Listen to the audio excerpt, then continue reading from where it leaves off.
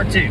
So I am on the way to a job site where I am cleaning up after a Christian contractor. He calls me in to do grunt work. I haul out toilets and drywall, carpet, and throw it all in the dumpster. And I'm just cleaning up after a Christian who's a contractor, a very talented brother, generous with me. I just jump up when he says, "Hey, I need some help," and I just jump and go. And that's part of the reason why he's generous with me and why we work well together. I don't do this often. I do lots and lots of things. I'm a hymn writer by trade. That's my main thing that I do, and I'm also a traveling evangelist. Just sharing that with you.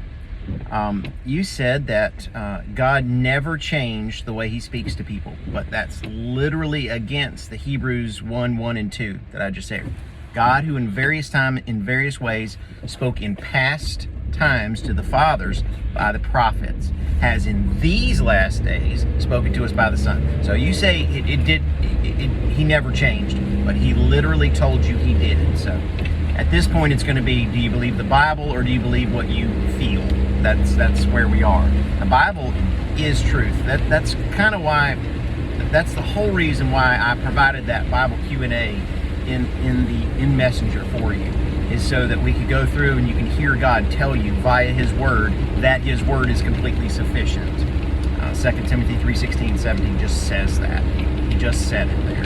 Completely equipped, thoroughly furnished unto every good work. He doesn't leave us hanging, and he doesn't leave it up to us. A lot of people go on feelings. You say he spoke to you in 78, but the reason we can know that he didn't is because he told us in his Bible that he doesn't. What you describe as feelings. And people, that's why there's so much religious division, is because people don't go to the authority of Scripture. Now, I mentioned 1 Corinthians 1:10. Now I beseech you, I'm urging you, by the authority of Jesus Christ, because Jesus Christ said so, you all speak the same thing, that there be no divisions among you. So the only way we can do that, obey God in that, is by speaking what the Bible speaks.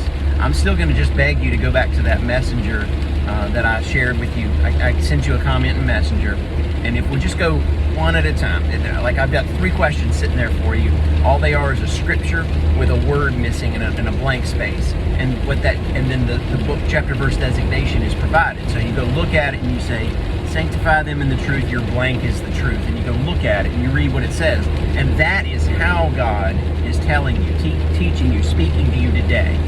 People are like, "Oh, God, speak to me, please." Well, he has. He's given us the Bible. And the Bible will prove that to you if you let it. That Bible Q&A will do that for you. So you say he spoke to you in 78. We know that's not true, because you say, "You will never convince me." Well, God is trying to convince you using his inspired word, that his inspired word is completely sufficient. And I would encourage you again, please go to Messenger for that. Please, there's a Bible Q&A where God teaches you. It's not me teaching you, it's God teaching you, by going directly to the authoritative scriptures and letting God teach you via his word. Thank you so much.